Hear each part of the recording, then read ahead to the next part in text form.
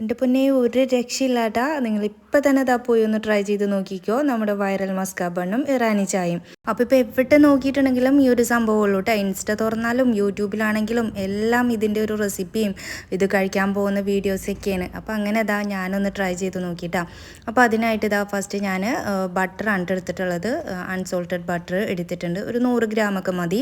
അത് നന്നായിട്ടൊന്ന് ബീറ്റ് ചെയ്ത് കൊടുക്കാം കേട്ടോ. ഇതിലേക്ക് 2 പിഞ്ച് വാനില എസൻസും പിന്നെ ആവശ്യത്തിന് കണ്ടൻസ്ഡ് മിൽക്കും കൂടെ ഒഴിച്ചിട്ട് ഈ ഒരു കൺസിസ്റ്റൻസിയിൽ നമുക്കിതൊന്ന് നന്നായിട്ട് ബീറ്റ് ചെയ്തെടുക്കാം കേട്ടോ. അപ്പോൾ നമ്മുടെ ക്രീം റെഡി ആയിട്ടുണ്ട്. ഇനി അതവിടെ മാറ്റി വെച്ചിട്ട് ഇറാനി ചായ ഉണ്ടാക്കാനായിട്ട് ഞാൻ ഒരു പാത്രത്തിലേക്ക് സോസ് പാനിലേക്ക് ആവശ്യത്തിന് പാലും അതേപോലെ പട്ട ഏലക്ക ഗ്രാമ്പു അങ്ങനെയുള്ള ഐറ്റംസൊക്കെ ഇട്ട് കൊടുക്കുന്നുണ്ട്. ഇത് ഇറാനി ചായയുടെ ഒറിജിനൽ റെസിപ്പി ഒന്നല്ല കേട്ടോ. ഇത് വേറെ രീതിയിൽ ദം ചെയ്തിട്ടൊക്കെയാണ് ഉണ്ടാക്കുന്നത്. ഞാനിപ്പോൾ സിമ്പിളായിട്ട് പെട്ടെന്ന് ഉണ്ടാക്കിയെടുക്കുന്ന ഒരു ചായയാണ് കേട്ടോ. നന്നായിട്ട് തിളച്ച് തുടങ്ങുന്ന ടൈമിൽ ആവശ്യത്തിന് പഞ്ചസാരയും ചായപ്പൊടിയൊക്കെ ചേർത്ത് നന്നായിട്ട് തിളപ്പിച്ചെടുക്കുക. അങ്ങനെ ചായ ഇവിടെ റെഡിയാക്കി മാറ്റി വെച്ചിട്ടുണ്ട്. ഇനി നമ്മളിതാ ബണ്ണ് എടുത്തിട്ടുണ്ട് കേട്ടോ. നമ്മൾ ഈ ഒരു മസ്ക ബണ്ണ് റെഡിയാക്കുമ്പോൾ മാക്സിമം നല്ല സോഫ്റ്റ് ആയിട്ടുള്ള ബണ്ണ് തന്നെ എടുക്കാനായിട്ട് ശ്രദ്ധിക്കുക. നല്ല ഫ്രഷ് ആയിട്ടുള്ള അന്നുണ്ടാക്കിയിട്ടുള്ള ബണ്ണ് എടുക്കാനായിട്ട് ശ്രദ്ധിക്കുക കേട്ടോ. എന്നിട്ട് കട്ട് ചെയ്തിട്ട് ഇതിൻ്റെ ഉള്ളിലേക്കായിട്ട് നമ്മൾ റെഡിയാക്കി വെച്ചിട്ടുള്ള ആ ഒരു ക്രീമും കൂടെ സ്പ്രെഡ് ചെയ്ത് കൊടുക്കുക. അതിൻ്റെ ആ ഒരു ചുറ്റിനായിട്ട് സൈഡിലായിട്ട് നമ്മൾ ക്രീം തേച്ച് കൊടുക്കുക കേട്ടോ. പിന്നെ നമ്മൾ റെഡിയാക്കി വെച്ചിട്ടുള്ള ആ ഒരു ചായയും ഗ്ലാസ്സിലേക്കായിട്ട് സെർവ് ചെയ്ത് കൊടുക്കുന്നുണ്ട്.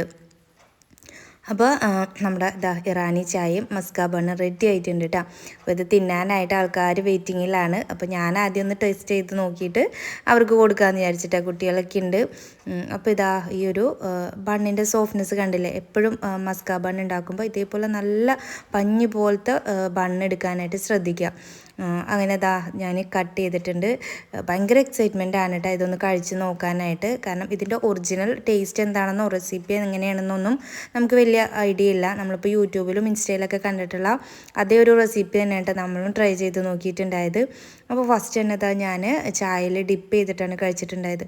എൻ്റെ പൊന്നേ ഒരു രക്ഷയില്ലാത്ത മക്കളെ, നല്ല ടേസ്റ്റാണ്. അടിപൊളിയാണ്.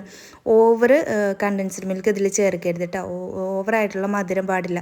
ലൈറ്റായിട്ടുള്ളൊരു മധുരമാണ് എപ്പോഴും നല്ലത്. നല്ല ടേസ്റ്റ് ഉണ്ട്. പറയുമ്പോൾ തന്നെ എൻ്റെ വായിൽ വെള്ളം വരുന്നുണ്ട്. അപ്പോൾ എല്ലാവരും നിങ്ങൾ മറക്കാനൊന്ന് ട്രൈ ചെയ്ത് നോക്കിയിട്ട് ഫീഡ്ബാക്ക് അറിയിക്കുക. അപ്പോൾ നെക്സ്റ്റ് വീഡിയോയിൽ കാണാം. Tata bye.